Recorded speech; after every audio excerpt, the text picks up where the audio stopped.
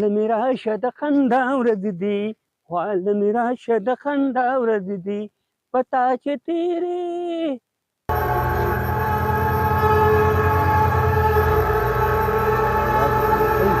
دا هغه قبرستان دی چې به دا شیشکه راباندې راوتې وه هسې نه چېرته بیا راباندې روځي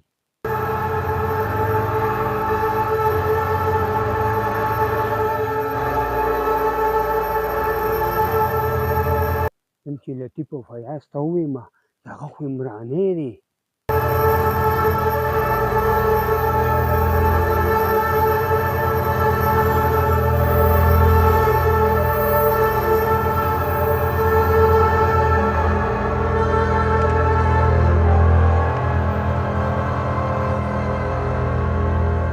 لطیف جانه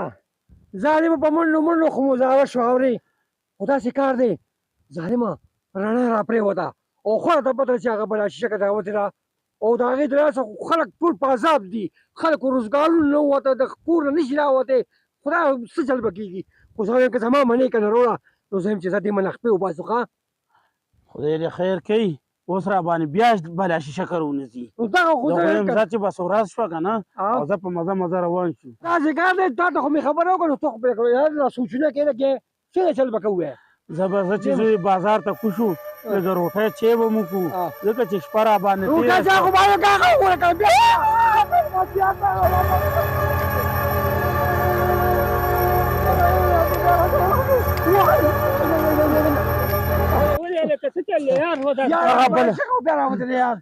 مونږ په خپلو سترګو ولیده زه چې ځو که نه بس خندا خبرې نه دي ولې لکه ته خو خاندې بله شکه ونه ورته ته وایم راباندې وکمکلو ما په دې خپلو ګناهګارو سترګو لیدو هغه شیشکه نه وه هغه عمرانې و عمرانې میکپ یې کولو ځان باندې سیټ کولو دا دې مونږ یېروي داسې وې او هلکه عمرانې و او لطیف جانه عمران خو یار دا کار څنګه کولی شي یار هغه خو شادیګانو کې خپله ډیوټي کوي خپل کار کوي مطلب خپله غریبي کوي زما مطلب دا دی خو دې کار ته څنګه چت شو یار یاره تا ته پته نشته که نه دا غریب خو واړه واړه بچي دي او ډېر زیات غریب دی په دې خوشه علاقه کې ولا چا کار هم نه ورکولو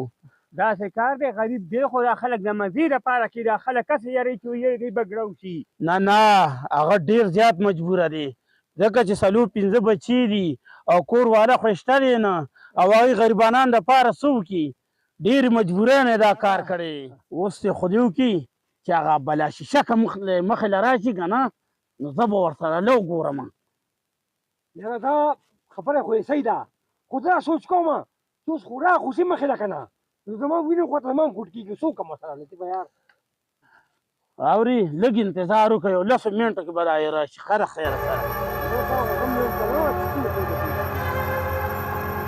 وهلکه دا دی ها دغه عمرانې دی بلا شیشکه اوس یې زه څرګندومه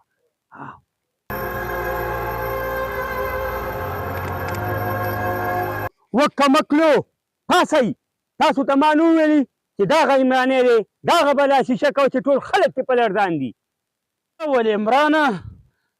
ډېر کچه کار دې کړی دی تا خو به لږ مونږ پوه کړي یو که نه اخر مونږ دا ملګري داسه وو ته خو مونږ سره ډېر ته خو مونږ ته ډېر نږدې وې او تا بیا دا کچه کار شروع کړو و ظالمه نالت دي په تا دې نالت دي و دوستانو اوس تاسو ووایي چې دله کومه سزا ورکړو اوم کته ملګرو اوم کته او تاسو مو کته چې ته مجبورۍ دا کار کړی خو زه بیا هم چې سزا به هغه خدای ورکوي اوس باقي دي د خدای نصیحت وکړي تاسو زما خبره خو واورئ که نه ځان نه فرعونان ولې جوړوئ کله چې انسان کره رزق نه نو تاسو یې تپوس نه کوئ خو بیا والو ټکولو له او جنگ جګړو له بیا تیار یې دا ما په ډېرې مجبورۍ کې کړي دي په ډېرې مجبورۍ کې